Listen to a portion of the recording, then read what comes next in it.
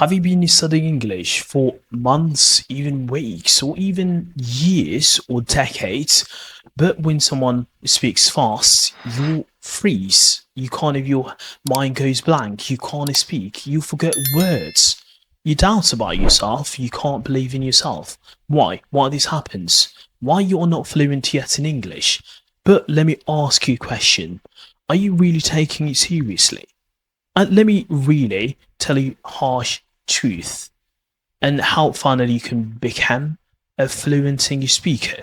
And I think why some people that are really good at English, they speak really good English. They've been practicing for months, for weeks, and they get fluent. And why others they don't. I think you have to make a reality check because I think it's not just because you are lazy, okay? It's not just because you are bad at languages, you are terrible at learning languages. Not just because you've been learning for a long time and you've been learning in the wrong way. I would say most learners focus on grammar rules, boring textbooks, and even memorizing vocabulary lists with no context, and that doesn't lead you to fluency. And what fluency actually means to speak clearly and confidently without even thinking about what you're going to say, right? And I think thinking and reacting in English in a fast, natural way. And I would say the reality check here is, of course, fluency. And let me tell you, this is really harsh truth. No matter how many words and you can't understand people and you can't speak, because I would say fluency, it's not just about knowing 1,000 or even 10,000 words. No, it's about knowing 1,000 words that you can actually use it in conversations. You might find a person who knows, let's say, around 10,000 words, a person who knows 1,000 words, 1,000 words, and they can speak clearly. It's all about taking your learning seriously because that's how you're not fluent because you have to use it in a sentence, conversations, and yeah, I mean that you will be able to speak confidently, and you don't need to be perfect. I think if you focus on perfection, doesn't help, and you need confidence, and repetition is the key. Now, if you talk about confidence and fluency, it's all about repetition and how you kind of practice from day to day life. You need what we call input, which is listening, plus output, which is speaking daily. This is a formula. You need to use it. For example, now, when it comes like in kind of like input, how to fix your input. If you are learning a language from textbooks, for example, or even classrooms from, I would say, kind of whatever place that you getting your fluency from, like for example, you watch TVs, I think you have to just watch real content, right?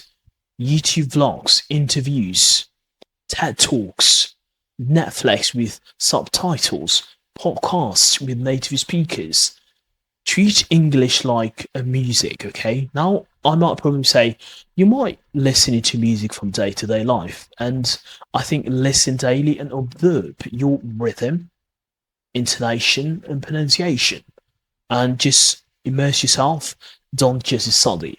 That's how fluency works, to be fair. Break the fear of speaking. What do I mean by break the fear of speaking?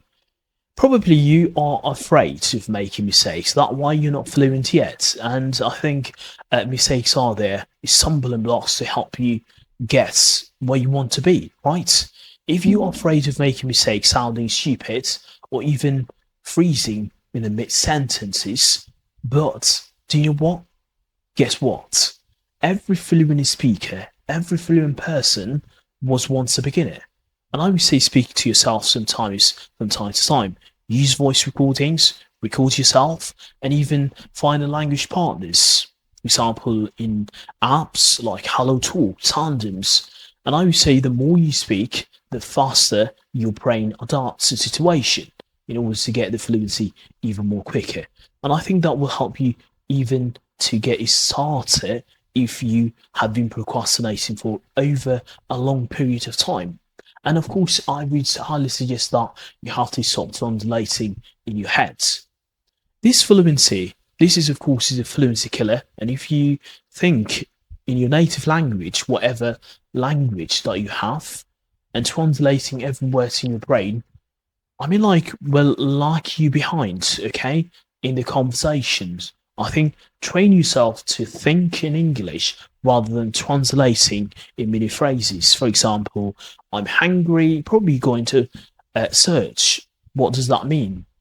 Where we are going. That's interesting. Or even a lot of phrases that you might learn from day to day life. Use this daily, and I think is an automatic control. And I would say you have to make it personal. Learn language you actually use. For example, there's no point to learn something that you can't use it. For example, if you're a beginner, you have to start learning things that happen in day to day life, things that you learn from daily life, right? If you love traveling, learn travel language or learn travel English. If you play games, gaming language. If you kind of like, if you're working, learn a business English. Fluency happens when you have a purpose, when you fit into your life, okay? So, and textbook, no matter what's that, I mean, just try to focus on what's really works for you. And that's really waste of time if you're just practicing without any purpose. So, and I would say try to progress is hidden, okay? Progress is definitely hidden. You think that if you're stuck or you are not kind of practicing, improving, your brain is absorbing more than you think. The improvement happens in the background until one day you just get in there. Your answer fast, you speaking smoothly, than is fluently. And I think that's really important. And if you kind of are thinking why I'm not improving, you're not stupid, mate. You're not stupid. You are not broken as well.